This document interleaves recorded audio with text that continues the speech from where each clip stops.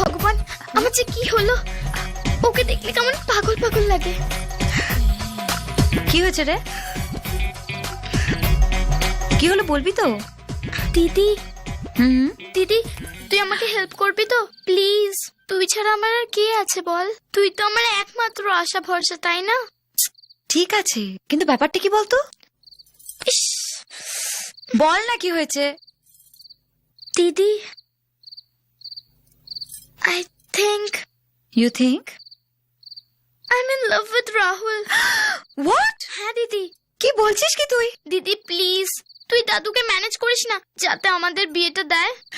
বিয়ে?